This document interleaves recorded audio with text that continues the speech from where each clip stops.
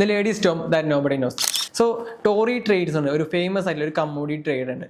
Almost $1 million ആണ് last year പുള്ളിക്കാരുടെ profit എന്ന് പറയുന്നത്. ജസ്റ്റ് സ്വിംഗ് ട്രേഡ്, അതായത് സ്വിംഗ് ട്രേഡിൽ തന്നെ പ്രൈസ് ആക്ഷനിൽ ട്രെൻഡ് ലൈൻ യൂസ് ചെയ്ത് ട്രേഡ് ചെയ്യുന്ന ഒരു ട്രേഡറാണ് ഈ ടോറി ട്രേഡ്സ് എന്ന് പറയുന്നത്. ഇതിൽ ഇൻട്രസ്റ്റിംഗ് ആയിട്ടുള്ള കാര്യം എന്താ വെച്ചാൽ ലാസ്റ്റ് ഇയർ ഓൾമോസ്റ്റ് 4 ട്രേഡ്സ് മാത്രമേ ഈ ടോറി ട്രേഡ്സ് എടുത്തിട്ടുള്ളൂ. ഈ 4 ട്രേഡ് കൊണ്ടാണ് പുള്ളിക്കാരത്തി $1 million പ്രോഫിറ്റ് ജനറേറ്റ് ചെയ്തിട്ടുള്ളത്.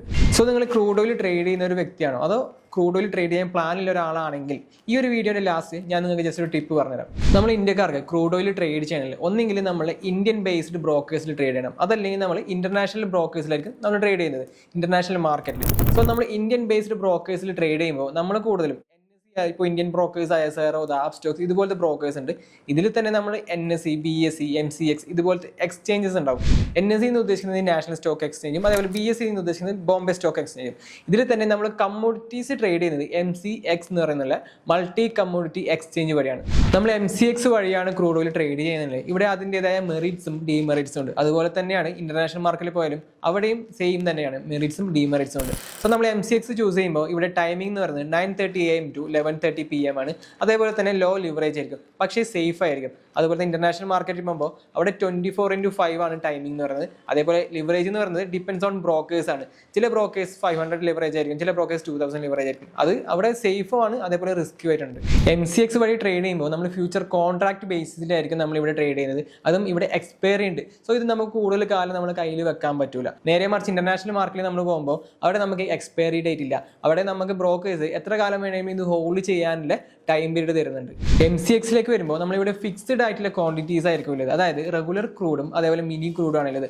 റെഗുലർ ക്രൂഡിൽ ഓൾമോസ്റ്റ് 100 ബാരൽസും അതേപോലെ മിനി ക്രൂഡിൽ ഓൾമോസ്റ്റ് 10 ബാരൽസും ആണ് നമുക്ക് ഇവിടെ ട്രേഡ് ചെയ്യാൻ പറ്റുന്നത്. നേരെ മറിച്ച് നമ്മൾ ഇന്റർനാഷണൽ മാർക്കറ്റിലേക്ക് പോകുമ്പോൾ അവിടെ നമുക്ക് ലോട്ട് സൈസ് ബേസ്ഡ് ആയിരിക്കും. നമുക്ക് മൈക്രോ ലോട്ട് ഇടാം, മിനി ലോട്ട് ഇടാം, അതേപോലെ സ്റ്റാൻഡേർഡ് ലോട്ട് ഇടാം. അവിടെ ലോട്ട് സൈസ് ബേസ്ഡ് ആയിരിക്കും നമ്മൾ ക്രൂഡ് ഓയിൽ ട്രേഡ് ചെയ്യുന്നത്. ഇവിടെ വേറൊരു കാര്യം എന്താ വെച്ചാൽ ഇന്റർനാഷണൽ മാർക്കറ്റിനെ അപേക്ഷിച്ച് ഇവിടെ MCX അതായത് ഇന്ത്യൻ മാർക്കറ്റിൽ നമുക്ക് ക്രൂഡ് ഓയിലിന്റെ വോളിയൂംസ് കുറവായിരിക്കും. അതുകൊണ്ട് തന്നെ മൂവ്മെന്റ്സും കുറവായിരിക്കും. ഇവിടെ നിങ്ങൾ ഇന്ത്യൻ മാർക്കറ്റിലാണ് ക്രൂഡ് ഓയിൽ ട്രേഡ് ചെയ്യുന്നത്, നിങ്ങൾ എപ്പോഴും ചെക്ക് ചെയ്യേണ്ടത് USDന്റെ മൂവ്മെന്റ്സ് ആണ്. USDയിൽ എന്ത് സംഭവിച്ചാലും അത് ക്രൂഡ് ഓയിലിൽ അതിന്റെ എഫക്റ്റ് ഉണ്ടാകും. അതേപോലെ തന്നെ ഒപ്പെക്കിന്റെ ഡിസിഷൻസും, ഒപ്പെക്ക് സപ്ലൈ കൂട്ടുന്നുണ്ടോ അതേപോലെ സപ്ലൈ കുറക്കുന്നുണ്ടോ, ഡിമാൻഡ് കൂടുതലാണോ, ഈ കാര്യങ്ങളൊക്കെ നിങ്ങൾ നോക്കാൻ ശ്രദ്ധിക്കാം. അതുപോലെ തന്നെ വേറൊരു കാര്യം എന്ന് വെച്ചാൽ ജിയോ പൊളിറ്റിക്കൽ ടെൻഷൻസ്, അതായത് ക്രൂഡ് ഓയിൽ മെയിൻ പ്രൊഡ്യൂസ് ചെയ്യുന്ന രാജ്യങ്ങളായ റഷ്യ, UAE ഇതുപോലെ രാജ്യങ്ങളിൽ എന്തെങ്കിലും യുദ്ധങ്ങളോ അതേപോലെ വേറെ എന്തെങ്കിലും ജിയോ പൊളിറ്റിക്കൽ ഇവന്റ്സോ നടക്കുന്നുണ്ടെങ്കിൽ അത് ക്രൂഡ് ഓയിലിന്റെ പ്രൈസിനെ നല്ല രീതിയിൽ ഇൻഫ്ലുവൻസ് ചെയ്യും. അതുപോലെ നിങ്ങൾ ചെക്ക് ചെയ്യേണ്ട ഒരു കാര്യമാണ് ഓയിൽ ഇൻവെന്ററി ഡാറ്റ. ഇവിടെ ഇൻവെന്ററീസ് നല്ല രീതിയിൽ കൂടുന്നുണ്ടെങ്കിൽ അതിനർത്ഥം സപ്ലൈസ് മാർക്കറ്റിലേക്കുള്ള സപ്ലൈ നല്ല രീതിയിൽ കൂടുന്നുണ്ട്. അതേപോലെ ഇൻവെന്ററീസ് നല്ല രീതിയിൽ കുറയുന്നുണ്ടെങ്കിൽ മാർക്കറ്റിലേക്കുള്ള സപ്ലൈസ് കുറയുന്നുണ്ടെന്ന് അർത്ഥം. സോ സപ്ലൈ ഇവിടെ കൂടുമ്പോൾ മാർക്കറ്റിന്റെ പ്രൈസ് കുറയും, അതേപോലെ സപ്ലൈ കുറയുമ്പോൾ മാർക്കറ്റിന്റെ പ്രൈസ് കൂടുകയും ചെയ്യും. സോ ഈ കാര്യങ്ങളൊക്കെ നിങ്ങൾ ക്രൂഡ് ഓയിൽ ട്രേഡ് ചെയ്യുന്നുണ്ടെങ്കിൽ തീർച്ചയായും ശ്രദ്ധിക്കേണ്ടതാണ്.